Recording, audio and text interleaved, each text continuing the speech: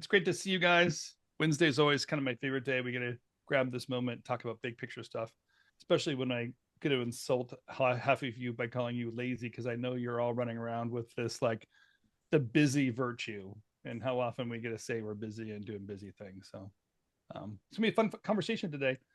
Actually, Matt said something really great about 4 minutes ago, talking about like how Zoom might be part of this whole like busy principle that's going on because the in-person world, before tech, there was a pace to life, a face-to-face conversation, and we would cram 4 meetings into a day, and now I'm cramming 4 meetings into an hour, that kind of a thing. So the busy virtue really kind of could be a cultural shift that's happening, right, Matt? What were you saying about that? Oh, yeah, I mean, when you had to drive to people's offices, I mean, I'm going down to Melbourne to do a showreel visit next week, and I can do 4 meetings that day because that's literally how many people I can get to their office in that day via whatever transport system I will take. And Zoom, we can just back it up, and I think people get used to taking these increments out of our lives. Zoom meetings are very transactional. They're very much about getting something from someone in either half an hour or an hour. It's a different sort of meeting, and Yeah. it's good to recognize what we're getting out of these meetings and what they're taking from us. Yeah, it's so true. I mean, there probably is a reality of what busy is. It's that we haven't really set time aside to catch up, to do things at a decent pace, to invest time into planning something or what have you. And then again, I'm just going to call it the busy virtue. Like I feel like we throw the word busy out there so much to prove to others this sense of value. I'm like, I'm so busy, I must be valuable. And I think that's what we're kind of talking about more today is like, is busy more valuable? Is that really it? Or are we actually deflating our value, keeping ourselves busy because it feels better, but we're actually not taking on the actual valuable proposition? Alex Krowich, client and friend of mine, actually texted me something. He can't make it today because he's too busy. But he texted me, he's like, activity does not equal productivity. And I love that as a summary of what we're talking about here. Just the busyness effort, the work of staying active and looking like we're doing something, but actually not accomplishing much is what the issue is. And I think specifically when we throw the word lazy out there, we're actually kind of really calling out that we're using busy as the reason to not work hard or not work smart, and we're recognizing this virtue of busy as being recognized and um, uh, promoted in a way that's actually not harmful, or that's harmful and not very helpful to a lot of us.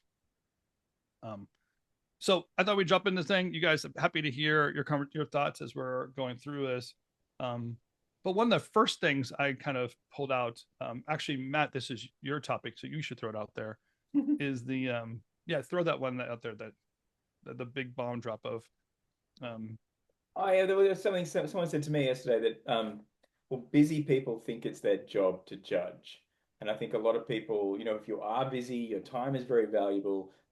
QED, your opinions are very valuable, and a lot of the time we're reacting to people that have opinions that were formed very quickly, and sometimes not even asked for, but they were formed because someone feels that is literally their job. It's like if they haven't contributed three opinions they haven't looked at it or their fingerprints aren't on it. So, I mean, I found that interesting more because I was thinking about um, I'm doing looking into some psychology stuff for Rekindle, and it's about reframing and sometimes the importance of finding different words to describe things to penetrate to these busy people so they can overcome their own biases. Because when you're looking at something very quickly, you're not looking at it, you're looking at purely through your own perspective and not through anyone else's. yeah, very smart. Yeah, my similar bullet point that I was throwing out there was busyness is the cover for avoidance. So often we think of this in a virtue space. If you're busy, then you must be a strong leader, you must be keeping yourself busy, you must be important. But really the in busyness is actually totally avoiding the idea of actually taking the time, putting the pace in place, and being a leader, showing principally where things win, what's important to your business, to lifestyle, to your professional nature, whatever that is stuff is, and like just avoiding it with complete busy work. And that laziness aspect there would be like maybe it's a fear factor or lack of education, lack of knowledge, lack of experience that makes me want to avoid learning something, putting myself in a hard position, taking the time and maybe taking the risk to sit down with somebody or hire somebody to do a job. I'm not familiar with how to hire somebody to do that job. I'm going to have to learn that process. Instead, I just accept the work on myself, put it on my shoulders, don't delegate, don't do that work. And I look busy, I look important, but the reality is like I actually haven't done the hard work at all. So business as a cover, or as you would kind of say, business gives people the permission to speak opinions and walk away. Like that is absolutely like the same problem of we're missing the leadership factor when we run around and let busyness be the virtue. Hmm. So are Um, leaders allowed to be busy? what's that? Are leaders allowed to be busy? Or do they just need to find extra time not to be busy? Yeah, and I think we should be careful of it's like to be to have your day full, to do what's important, to take the time and dedicate time to doing something. So I could fill an entire day. I think we're talking about that business virtue where like we just keep ourselves busy, barely touching on a whole bunch of stuff is actually not helpful or not productive because we're just, as you point out, we're just jumping in, throwing in an opinion and walking away. Like, did that help? I mean, I know you showed up. You basically had a half-hour meeting where we should really process this thing for an hour and a half, and we could have actually been productive. Instead, we just all jumped in, expressed our opinions for 25 minutes, talked about our cats, and then we walked away. Like that didn't help. We got nowhere. And I think leadership is truly leading. It's pulling people towards an end goal. And in some cases, I think it's leadership's job to slow things down to make sure we know what's important or what's valuable and take the time that's necessary to get there. I don't think our culture likes that slowdown so much because it basically says, hey, there's hard work that needs to be done. Um, And that's I where the also, laziness oh, go aspect ahead. comes in, do you think? Because people are being lazy because they can avoid doing that hard work that needs to be done across things? Um, you mean like it's kind of like just disguises, like they're avoid whatever they're avoiding is disguised in just a hustle kind of Yeah. culture.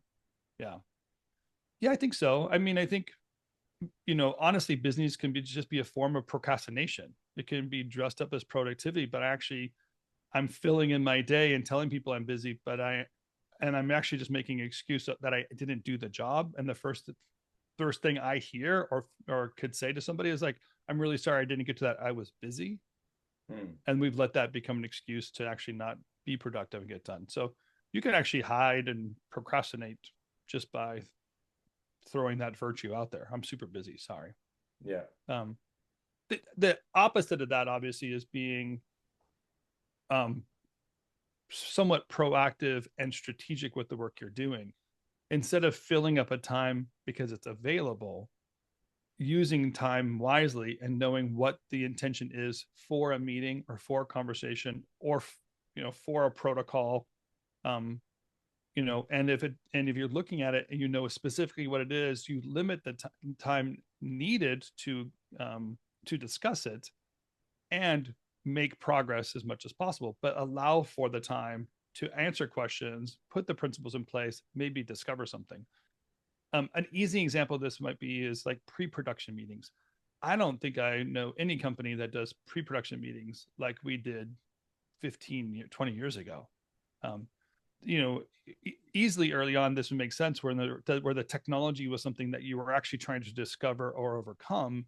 There had to be a conversation of 3 or 4 or 5 people discussing how are we going to get this done, how are we going to get this rendered, what's the right technology to come together.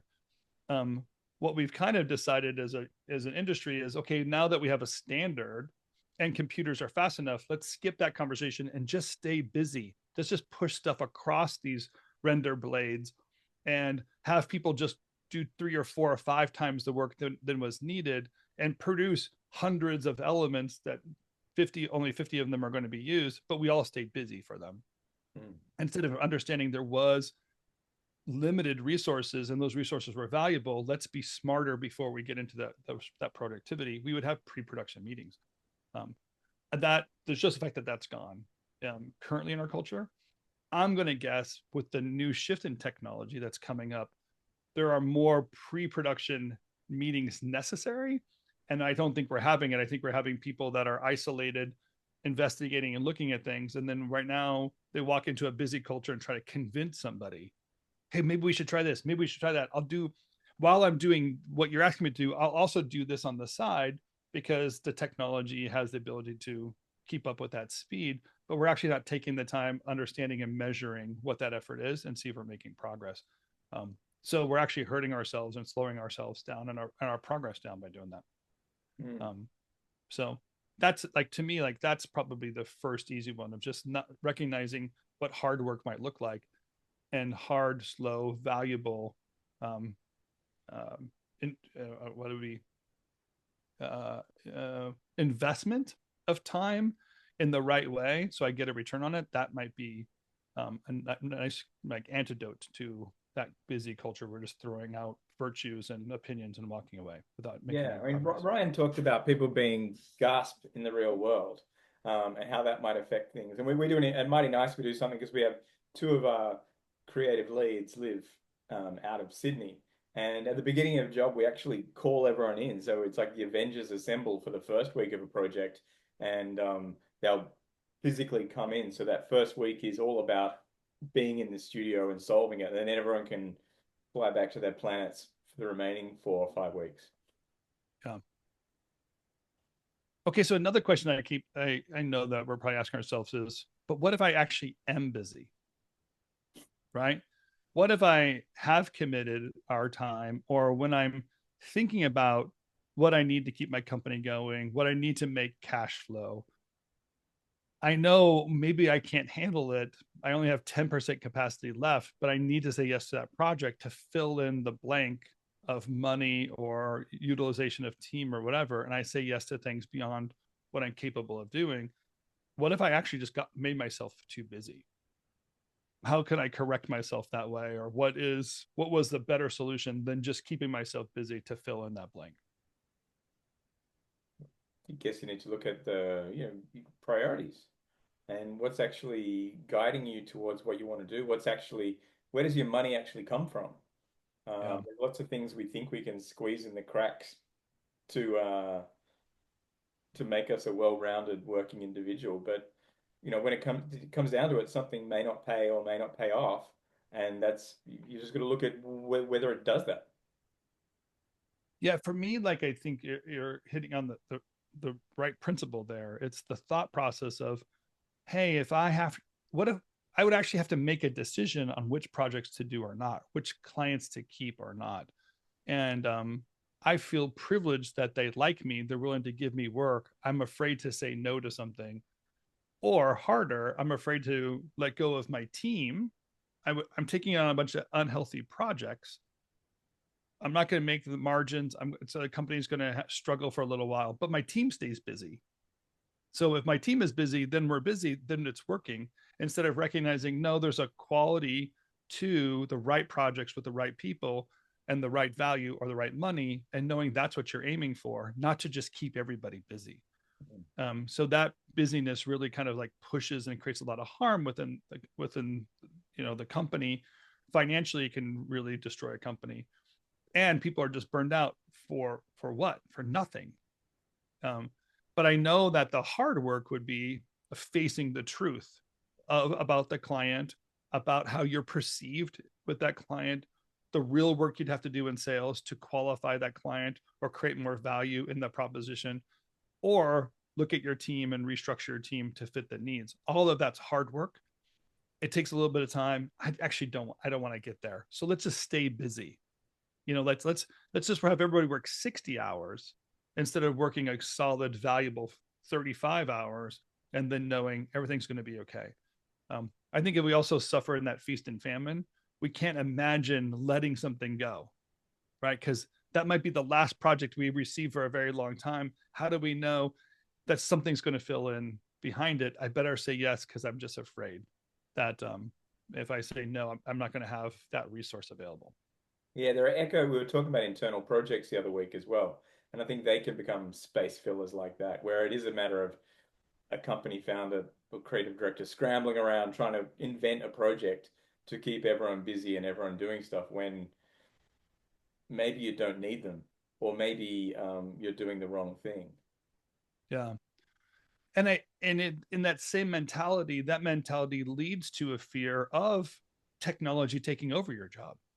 If you're just doing busy work, you're actually not contributing something creatively, or you're not doing anything to focus on research and development. You're not advancing a cause. You're not doing something like that. You're just doing busy work. And then you see AI can fill in that same busy work. You have to realize I'm that lack of value I have every day is going to be replaced. It's going to be commoditized and replaced by technology. So even right now, when we're facing a great evolution of possibility with new tools and new ways of doing stuff, that there are elements of things that we're making now and people that we have that make those things that we're going to have to replace them or change the way they do their workflow. Again, hard work, big picture, long-term work, and we like that short-term thinking. Short-term busyness is better than long-term planning and productivity. Yeah. um, Ryan's yeah. talking in the chat about how time is currency, and it's interesting because I think time is one currency that we think that we have a lot of, and we think we can, if we can't spend anything, our time and where we give it is something that we've got an inexhaustible supply of. How have you been thinking about time as currency, Brian, and how have you been measuring it? It looks like you're actually trying to measure it and get a time balance in your life there. Yeah, I mean, I think as like a any of us, like if you're dealing with creative, I don't know how about anybody else, but like I feel like I have a very strange relationship with time. I feel like I'm either watching things at half speed or I'm watching things at 3x speed. Like I watch podcasts at 2.5, 3x because I'm like I can manufacture time. But then everything I do at work, I have to watch at like half speed to make sure it's right. So I never feel like I'm in the actual like street like time stream that everybody else is. But I think I started using the phrase like I have to be very vicious about how I spend time. Like literally using that as the phrase, like I am spending time, right? Like if I choose to watch a TV show, is it going to have a return on value, right? Like it sucks, but like that's the world we live in, right? It's like I literally, I think I said this in here, like I watch a lot of YouTube videos and I listen to a lot of podcasts, and I've literally started throwing them in to Google Gemini and having it literally give me a transcript back and like rate, like if you're looking for this, you can send a YouTube link and you can tell me, give me the top 10 takeaways. And then you can tell it what you're looking for out of it. And it will tell you like, oh, this person's actually speaking more of like a marketing point of view about something versus like an educational point of view. Like, I don't need that. Good. And I like I said, getting very vicious with it. Like TV Like you're Weekly, you like, get a little summary of what they're going to say before yeah, you invest yeah, your time into it. before I even watch it, right? I mean, we read reviews for movies to see if you're going to watch a movie. Why don't we do that with everything else that we do, right? Like if you have any ability to do it. But yeah, I mean, I do everything that everybody else does. I time block. I have this like crazy little sphere that has all the things I would do during my day, and it just like because I want to analyze afterwards, like what did I really spend 14 hours a week watching Mr. Beast? Like, great. Maybe I can change that, or maybe I can have ChatGPT tell me like what the takeaway is from it. But I Mm. think some of it's awareness, and then you can probably get too obsessive about it too. But I think it's good to be aware. What is that I device? love that as an antidote. Awareness is an antidote to say, hey, there's a possibility that I am focusing in the wrong direction, or wondering where my time goes, or even just wondering if can I find a different place or a different activity related to my health or my kids or my life or Yeah. whatever. And that first awareness, like, well, I don't know, where does it go already? And Hmm. then to look at that and understand if that compared to value, are you putting all the right value in those 14 hours on Mr. Beast that you could and wanted to contribute in a different way? Yeah, um, I think a good barometer is I think busy normally just means comfortable for people, especially artists. They'll say they're busy, but it's because they're doing a task the comfortable way. They're approaching it the way they know how, even if it's brute force, right? Or they'll approach it with a tool that they know better than anything else because they're actually afraid of learning the new thing, whether it's AI or Houdini or whatever the hell it might be. And I always ask myself that, like, am I doing this now because it's comfortable, or am I doing it because it's the, right way to do it, or the thing that's going to take me down a path that's going to add to what I'm doing. Yeah. And I think wouldn't that be like an industry shift too, to just not having discernment of what you wanted to do with your career and just filling in the hours, thinking 40 hours is what I wanted to do. 40 hours in motion graphics is what I want to do, instead of saying, no, I wanted to make something specific. Hmm. I wanted to contribute in a certain way. We compromise that big picture for the smaller thinking. Again, Um, like I would call that's the lazy factor. It's giving up the long-term hard work or the sacrifice now for a long-term gain. We don't want to do that sacrifice. We'll just do the easy thing and keep ourselves busy. Yeah, this is where you're turning to a therapist, Tim. I Because know. it goes back to that core thing of like, why are we doing what we're doing? Are we doing it to make the pretty or the hard thing for ourselves to say we made the pretty thing? Or are we doing it because we're working in service to somebody who actually needs what we offer, right? Yeah, So yeah. it ties all together, I think. So I'll throw one more scenario out there because I think this is a good one. And knowing the crowd that I have right here, this is actually good for your crowd. There are, what we appreciate after the fact. If I could, at the end of the year, look back at some real strong data and give me an understanding of who our clients are or the sales that I've done or where my productivity or profit has been for a year, we really, really love that. And an analysis tool, give us education and so on. However, so many of us skip that because we're too busy to open up the CRM and keep track of all the sales leads, or um, use a production roll up or budget actual systems to actualize and see where we're going. So the influence we could have over a project or a client or our career or the growth of our company, we could have it. We've actually given that up for the short term busyness.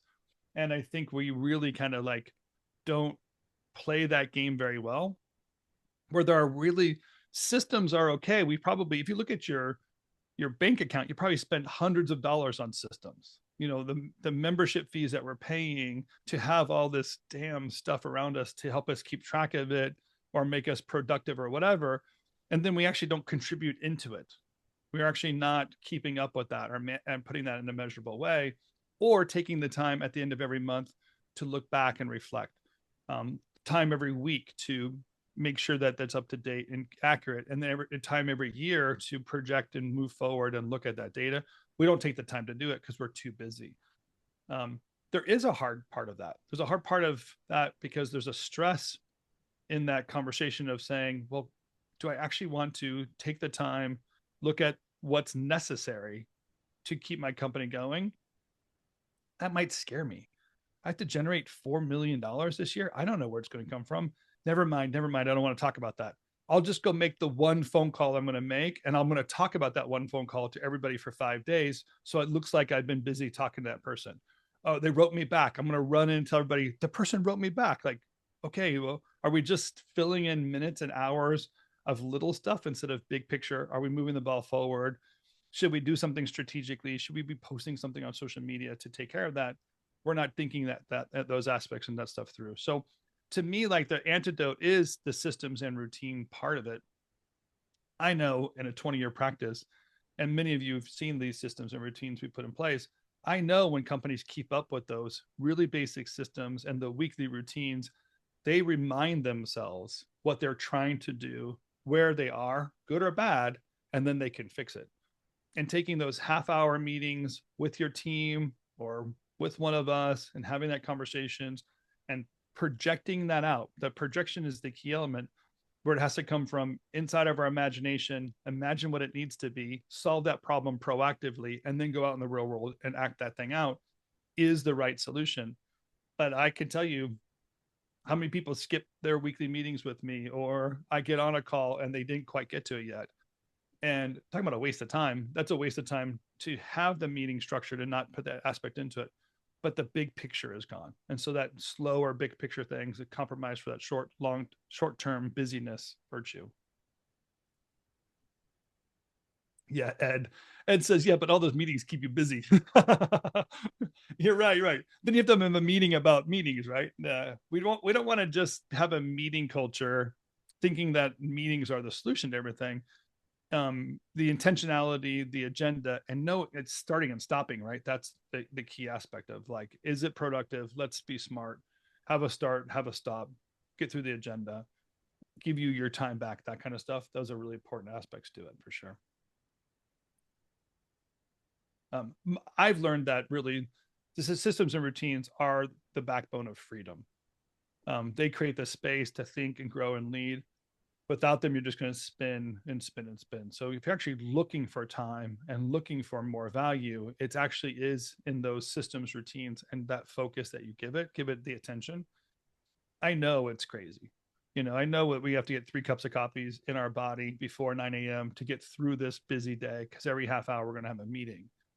Not the greatest way to kind of live the lifestyle. We have to think differently, put those items in place, and grow differently that way. Anyone else have any like scenarios, issues? Like it's clients too, by the way. It's not just us. The clients are kind of texting us and calling us and making us post things all the time, way more frequently than we probably need to keep them up to date on things. Slack. If you know me, you know I hate Slack. Slack just gives more permission to throw more crap out there in smaller chunks that are meaningless.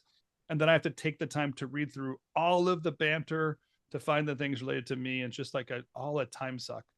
But the culture loves that chat. I'm immediately connected. You'll respond to me immediate feature to it. And it's kind of like breaking down some of the long-term good fabric we have within our companies. The RevThink Slack channel is pretty banter free though, Tim. I don't think I've seen a single GIF on there. No, Matt, it's because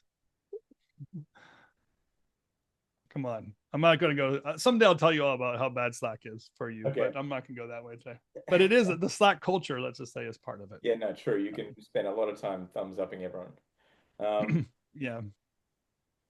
You could throw a GIF in there if you want to. Go ahead, Ed. I think Ryan, I don't know if you remember this, but I think an interesting thing we did a while back was we canceled all meetings for 2 weeks. And we're just like, hey, like we're gonna reframe. We're gonna do the meetings when we need them, and then we're gonna figure out what was important. I feel like Ryan, I feel like I have meetings all the time. Mm-hmm.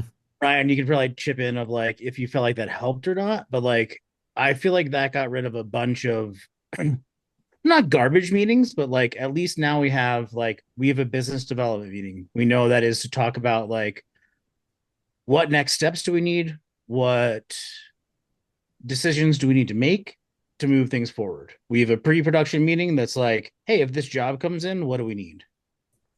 We have a start the week. That's our social like, hey, this is what's going on. But we killed a ton of meetings. Maybe that was what, like a year ago? Probably, yeah. And I feel like that was super helpful. It was weird for 2 weeks, but it was like, hey, we're going to cancel everything and then we're going to put it back on because things were it was just like awesome for 2 weeks. I'll say that. yeah, It was awesome. it was awesome. But I feel like it was one of those experiments of like let's see what we actually need to do, because meetings were keeping us busy, not work. Work was keeping us busy, but meetings were making it even more stressful, I guess I would say. I think it exposed the meetings we weren't having too. Like I mean, it's affectionately known as the Elon Musk principle now, where you just unplug everything and wait and see who cries first. If you broke something or not, then which maybe isn't the best thing to do for a government, but great to have a studio. Um, I think everywhere. I don't think this is just spilt. I think a lot of people use meetings to prove what they've been doing. Like I think our biz dev meeting was a great one where we're like, oh, we're just proving that we kept busy. Where it's like, no, that's not it. It helps you like reframe what the purpose of the meetings are. And then you realize you're like, oh, you know what? We need some meetings where we're just like shooting the shit and there isn't something to prove. Because that's what we would have done when we were all in the office. And not like, I mean, we still do this. We do like a spilt social once every week or two, but like just more like artists to actually thrive need to be around each other and have freedom to just be like, this sucked. Why did we do it this way? And not in a way where they're around their supervisors or they're around, the owner. Just be like, that's what you would do. I always think about like, what did we all do when we actually went to lunch together? Sure, we're talking about TV shows and games and sports, but like there'd be a moment where it's like, are you guys cool with what just happened? We don't have space for that. There's no space for that. So it's like you almost have to kind of like everything else goes, you guys go do that. It's the only way to be healthy. I love how bold that move is. Let's cancel all meetings for 2 weeks. It's just like it's a really clear directive of what you're trying to do.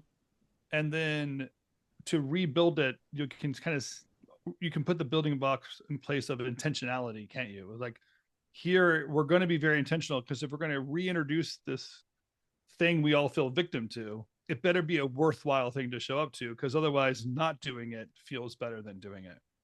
And you know, that principle you're talking about there, Ryan, of just realizing like, no, there are actually some things we have to cover, but let's cover them then, and not just use it as, because we have a half hour, fill it in with report cards that we could have all just read, by the way, before we showed up here. We could just open them and read it and then had a 5 minutes of reading instead of 30 minutes of talking. But if we're going to show up, let's be intentional. Let's be proactive. Let's build something. I love that. That's a great idea, Ed. I'm going to steal that from you guys. I mean, I just honestly read a fucking a Forbes article and was like, hey, this is great. Like, we need to have a shift, you know. Yeah.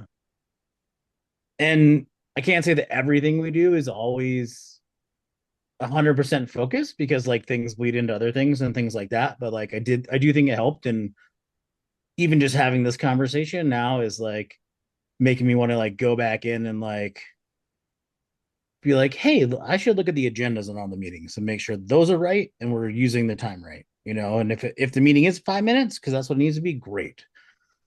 And if it needs to be an hour, like that's what it needs to be because we have to get it done. But Yeah. I actually read this book. It's called The Ruthless Elimination of Hurry. The author is John Mark Comer. I'll tell you, he is a Christian author, so there's some biblical principles that he's teaching in here. But I'll tell you, the funny thing was to slow down to read this book is crazy, because it's one of those books when you're reading about hurry that you have to, or reading about slowing things down, all you're doing is now more and more aware of that you're not at that pace, that you're rushing through trying to read a book about slowing down just feels so contradictory. So that's almost like a meditation type of process of reading about it and then knowing you have to actually do it in order to read it, and not put the book down because you're too busy, kind of a thing. That inside out kind of feature to a book like that's kind of fun. But just a quick reminder that, yeah, like the hurried life, all the things we're doing, you know, we can literally crash ourselves, our health, our cars, or whatever, just because we haven't taken the time to take care of ourselves or our family, our business, the big picture stuff that's out there. I feel like there's enough stress, you know, I think we're done. And so the stress part of it that we're already going to have to face, why add more in the fact, in the disguise of hurry, as that's the necessary virtue. I think we could all admit, like, no, it's stressful enough. I can actually go at a pace and deal with the big issues. It's going to be important, and not let the hurry world take over all the thoughts and ideas and importance of our companies. I think that's going to be a necessary shift moving forward. And I'll prove it to you. Spend 1 hour a week in one of our confab groups, and we will. That's a good plug right there. 1 hour a week in one of our confab groups, and slow down and take the time, meet other people that are doing that, and process some of these big picture items. You know, like, you'll learn there are other people willing to go along with this and stuck in the same situation as you. So that's kind of always kind of a sweet moment too of what community can do. Hold us accountable, create moments for us, and let us share with one another. It's very sweet. Yeah, well, I'm going to force everyone to read Atomic Habits, which they've probably got sitting on their bedside table and they haven't read, and we're gonna actually do it. Yeah, I know Atomic Habits is a great book to really implement any new changes, ideas that you're putting within a company or yourself, your own personal life. So, yeah, it's gonna be a good quarter. All right. Well, I know you're all busy, so I don't want to keep you if you. But thanks for being part of this today. You know, I think these slower moments are really kind of nice, and the big picture stuff. Ed, thanks for sharing. That's an excellent idea too. Just to run that audit and do something so bold and so intentional is really, really great. Just remind ourselves that we're the reason why we're getting together. What's the important parts of sharing with one another, and then building a company from the bottom up is really great. Appreciate you all being here. Matt, thanks for sharing too. And we'll see you on community. we'll see you, some of you, in an hour for the contact route there, and some of you tomorrow morning for a confab. So can't wait to see you. You guys all have a great week. Goodbye. You guys.